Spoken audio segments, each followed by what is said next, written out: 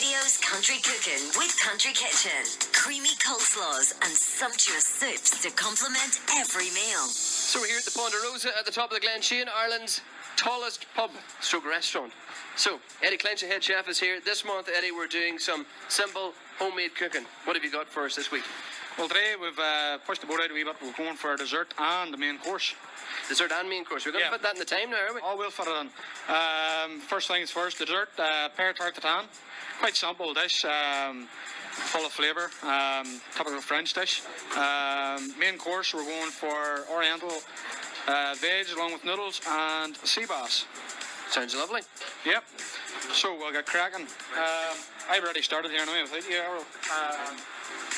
What we've got here anyway in the pan here is about 8 pears, finely sliced up. First things first, you put on 100 grams of butter, 100 grams of sugar, cashew sugar, 3 star anise, 4 cardamom pods crushed, 1 cinnamon stick. Caramelise your sugar and your butter, bring it together, throw your pears in, and let them cook off and caramelise in the sugars, all them flavours. How long will something like that take? Roughly, you're talking about 5 minutes. 5 minutes in the pan. Okay, once we've got this stage, we have a couple of teaspoons of brandy. You throw your brandy in. You want to flambe the brandy. Flambe, for somebody who doesn't know, is what exactly? Flambe is actually just setting the alcohol alight and burning the alcohol off. You want to get the flavours of the brandy, but you don't want to get the alcohol. You know? There's quite a lot of flames there coming from that. So once you have that, job done. Into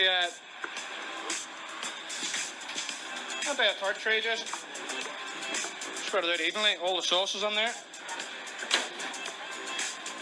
Pre-rolled puff pastry. You smell the brandy off it? Yeah. Your puff pastry, set over the top, crimp down the corners just. So that's a circular bit of puff pastry there, the same size as the dish, and you're just kneading it down in so it fits in. Just crimping it in here into the corners. Click the top a few times. That water releases out steam? Lets the steam out, yeah. Now, this goes into the oven, 200 degrees, fan oven 180. You're talking about 20 minutes, 30 minutes. So that there's rocking away while you're doing your meal. Don't need to put egg or anything on top of that, no? No. Good enough. Well done. Now, It says dessert on there. The main course, we've a wee bit of oil into your wok. Right on there, you get the heat here. You want this as hot as possible. Any stir fried veg or anything you're doing, you want your pan as hot as possible. With a teaspoon of oil there. We have peppers here, mixed peppers, sliced red onion. We have sugar snap peas, and fresh fine beans, French beans. We also have button mushrooms here as well, if you want to slice up. Now, when adding your veg, you want to add your peppers and onions and your mushrooms first. And why is that? You want to add your greens last, due to the fact that your greens will lose their colour. They'll go limp, they cook quicker. And your mushrooms, just going to slice them up a wee bit. I don't want to be slicing the mushrooms there as fast as you're doing that, Eddie. I take a finger off it. But matter of throwing in your peppers and onions, your mushrooms, getting them working.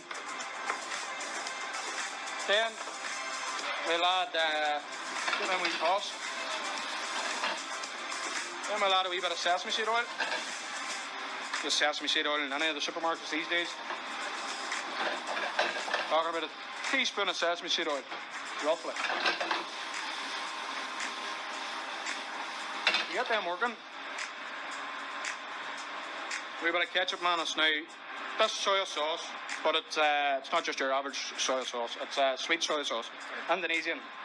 There's a sweetness to it as such, whereas normal soy sauce is quite salty. I think you mentioned that the last time, didn't you? Yeah, brilliant product. The flavours that come from it is totally different. Very pungent, works very well in Oriental style cooking, obviously from Indonesia. But a very good product. I've been using it for a while now. So once we get that working, we have our beans and our sugar snaps in. We're only in there 10 seconds, 15 seconds. Add your noodles. Now your noodles, you'll get dried noodles home in supermarkets there. Best way for your dried noodles, boiling water, in a wee tub, bowl, whatever you have sitting about. Just set them in. and let them cook themselves in the boiling water. You don't have to put them in a pan or anything like that. Just let them work away. And come back to them. That's that. Now, before that, we had our sea bass. Our sea bass, all we done with our sea bass was, we have 2 fillets here, about 140 gram fillets. You can pick these up too nowadays in the supermarkets, fillets and all. You don't have to buy the whole fish. Just makes it a lot handier. So you're not boning them fillets. So you cutting wee kind of strips in them there? Just giving a few wee marks. On the wee silver tray here, or wee bacon tray, whatever you have at home. Just a wee drizzle of oil over the top. That keeps them moist, does it? Yeah. And then we'll go for a wee bit of salt and pepper, a wee bit of seasoning. Okay.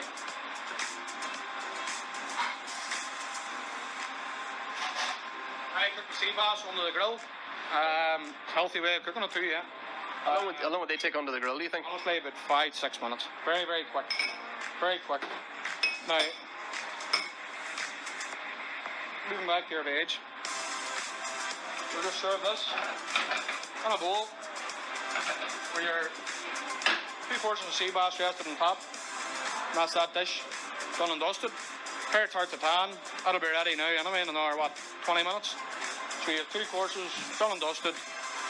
All in all, prep time, 5-10 minutes. Eddie, I think we should take a wee picture of this and put it on our Facebook site. What do you think? Yep, not a problem at all. Definitely, I can get the recipes and all lined up for you, and people can have a wee nosy at them. Right on, Eddie. Thanks very much. No problem at all, Errol. Thank you. QRadio's Country Cooking with Country Kitchen. Creamy coleslaws and sumptuous soups to complement every meal.